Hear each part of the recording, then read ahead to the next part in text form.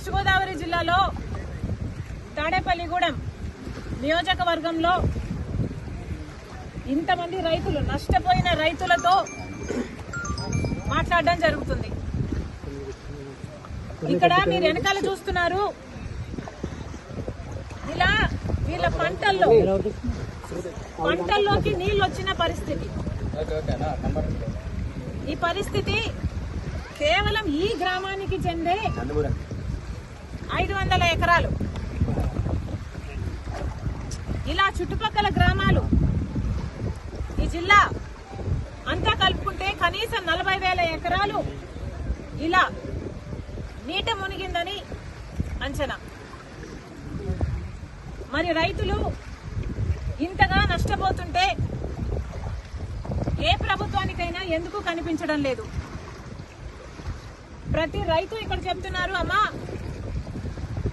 ప్రతి ఒక్కరికి కనీసం 14,000 రూపాయలు ప్రతి ఎకరాకి పెట్టుబడి అయింది. చాలా మంది కౌలు రైతులము, అప్పు తెచ్చుకుని పెట్టినాము.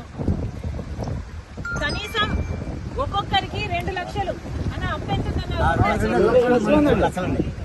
కనీసం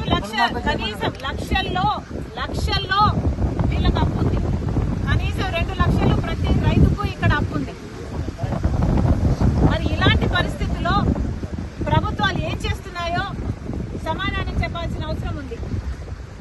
వీళ్ళందరూ ఇక్కడ నేను రాగానే అమ్మా మా పొలాలు ఎంతగా మునిగిపోయాయో చూడమ్మా అని వాళ్ళందరూ నీళ్లలో దిగి మరి వాళ్ళ కష్టాలు చెప్పుకునే ప్రయత్నం చేశారు. అందుకే నేను కూడా నీళ్లలో దిగి వాళ్ళ కష్టాలకు రావాల్సిన అటెన్షన్, రావాల్సిన నష్టపరిహారం కోసం ఈరోజు కాంగ్రెస్ పార్టీ కూడా వాళ్ళ కష్టాలలో భాగం పంచుకోవడానికి ఈరోజు మేము కూడా నీళ్లలో దిగి మాట్లాడుతున్నాం. ప్రభుత్వాలు కళ్ళు తెరవాల్సిన అవసరం ఉంది. పక్క రాష్ట్రంలో రేవంత్ రెడ్డి గారు రుణమాఫీ చేశారు. ఇక్కడ రైతులు కూడా అమ్మా మాకు రుణాలున్నాయి, మాకు కూడా రుణమాఫీ అవసరము అని ప్రాధేయపడుతున్నారు. చంద్రబాబు గారికి చెప్తున్నాము, చంద్రబాబు గారు కాంగ్రెస్ పార్టీ కనుక అధికారంలోకి వచ్చుంటే తెలంగాణలో మాదిరిగానే ఇక్కడ కూడా 2 లక్షల వరకు రుణమాఫీ చేసే వాగ్దానం మేము ఇచ్చాము. కానీ మీరు ఇవ్వనంత మాత్రాన చెయ్యకూడదు అని రూల్ ఎక్కడా లేదు. రాజశేఖర రెడ్డి గారు రుణమాఫీ చేస్తాను అని వాగ్దానం ఇవ్వకుండానే, మేనిఫెస్టోలోనూ పెట్టకుండానే రుణమాఫీ చేసిన గొప్ప మహానేత రాజశేఖర రెడ్డి గారు. చంద్రబాబు గారు కూడా రైతులను ఆదుకోవాల్సిన అవసరం ఉంది అని కాంగ్రెస్ పార్టీ డిమాండ్ చేస్తుంది. ఇక్కడ రైతులు చెప్తున్న పరిస్థితి అయితే దారుణంగా ఉంది. అమ్మా ప్రతి సంవత్సరము ఇక్కడ నీళ్లు ఇలాగే పొంగి పొర్లుతున్నాయి. ఎర్రకాలువ పైనుంది, ఎర్రకాలువలో మరమ్మతులు జరగలేదు, మోడర్నైజేషన్ ఏ కెనాల్స్ లోనూ జరగలేదు. అక్కడ గనక పూడికలు తీసునుంటే మాకు ఇన్ని నీళ్లు రాకపోయేవి, ఇంత దారుణంగా పరిస్థితి ఉండేది కాదు అంటున్నారు. మరి గత ప్రభుత్వం వైసీపీ ప్రభుత్వం, జగన్మోహన్ రెడ్డి గారు ముఖ్యమంత్రిగా ఉన్నారు.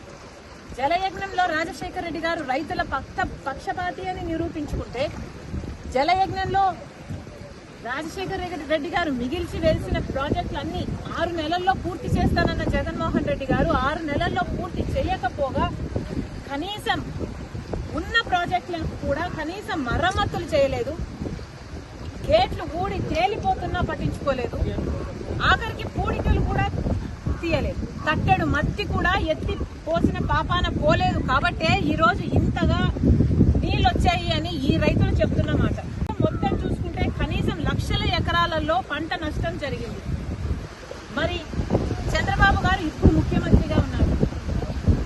గత ప్రభుత్వం వైఫల్యాలను దృష్టిలో పెట్టుకొని మళ్ళీ మీరు అదే పొరపాట్లు చేయకుండా కాలువల మరమ్మతులు వెంటనే చేపట్టాలి.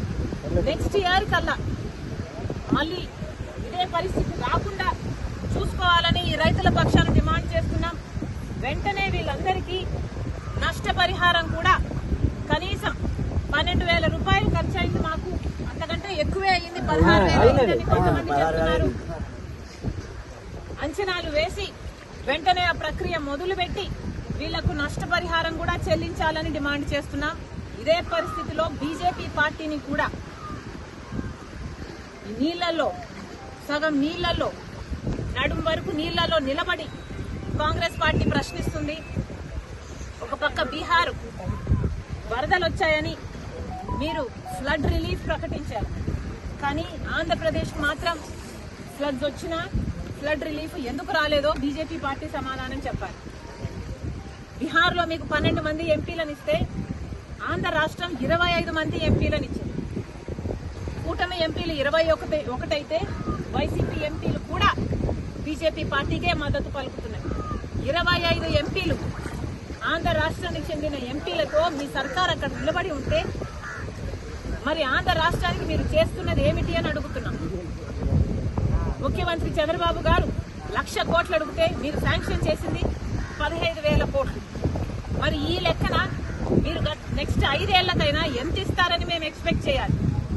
ఉన్న భరోసా కూడా పోతుంది. బీజేపీ పార్టీని నిలదీస్తున్నాం.